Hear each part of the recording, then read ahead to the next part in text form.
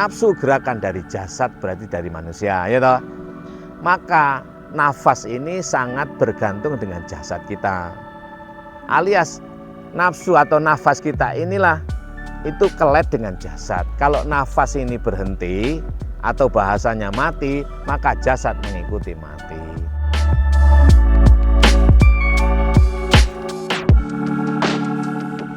Assalamualaikum warahmatullahi wabarakatuh. Alhamdulillahi wa ba'd. Para pemirsa channel YouTube Yai Mim Official, selamat berjumpa kembali dengan saya Yai Mim, ngaji filsafat, tasawuf dan thariqah. Izinkan pada kesempatan ini saya ingin menjawab atau menjelaskan, menanggapi terhadap pertanyaan yang disampaikan oleh sebagian dari netizen. Mohon maaf, belum semuanya bisa saya jelaskan, tapi kesempatan ini saya ingin menjelaskan terhadap pertanyaan dari Mas siapa? Iskili.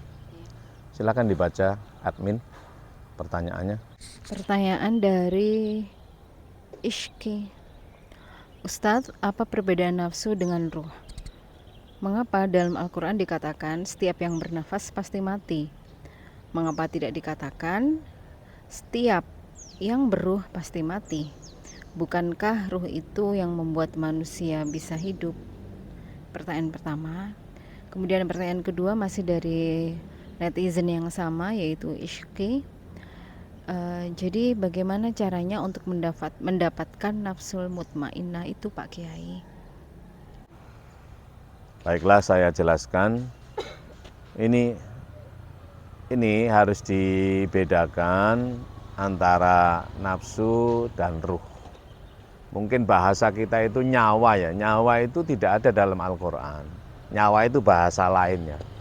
Nyawa, sukma itu bahasa pengistilahan bahasa kita ya, mungkin Jawa ya. Tapi kalau nafsu atau nafas, nufus, ruh, arwah itu Quran. Itu bahasa Arab. Nah, hendaknya dimengerti terlebih dahulu bahwa ruh itu bukan benda. Ruh itu gerakan. Gerakan itu apa? Kata kerja kan.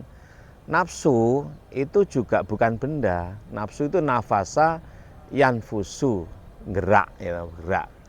Jadi nafasa yanfusu nafas kan, bukan benda. Nafas itu ada bendanya enggak? Enggak ada kan? Hanya enggak ada kan? Itu enggak ada bendanya.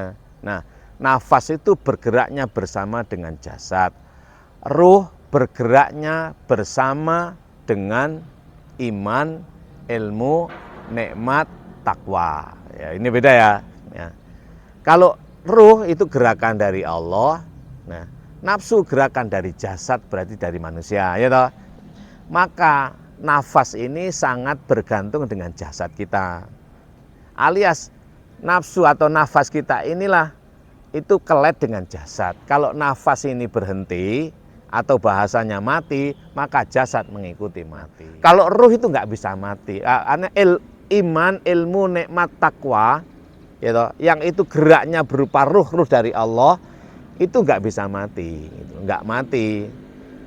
Yang mati itu adalah nafsu, nafas kita mati berhenti.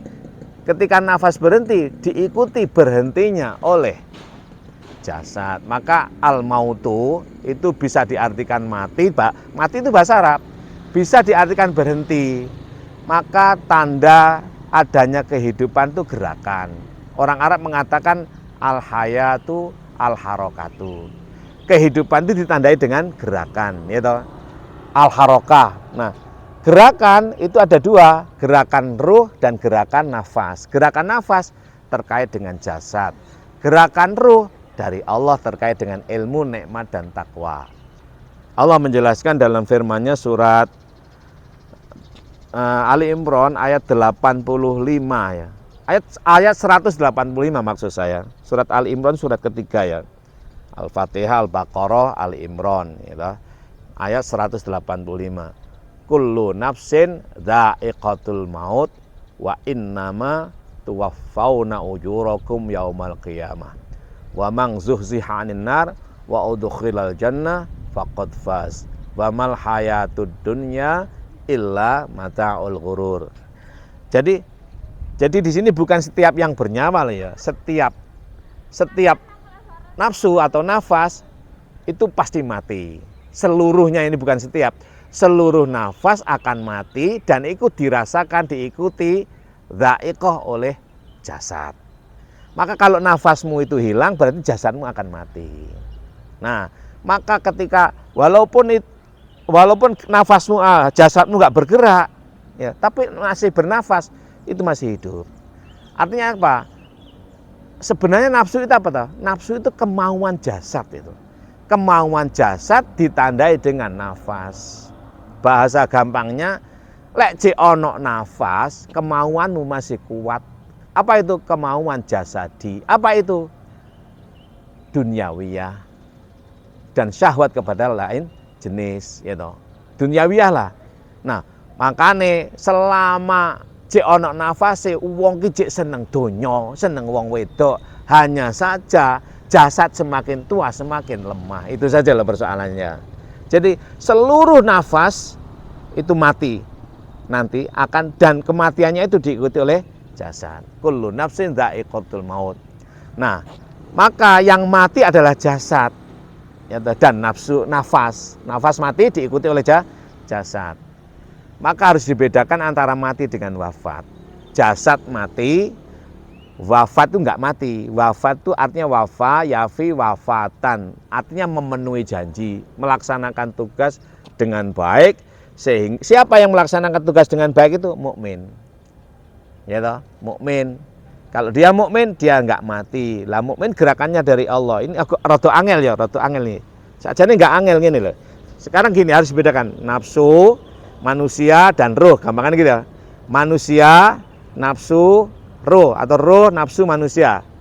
Nafsu itu nafas kita, hidupnya seiring dengan jasad, ya toh.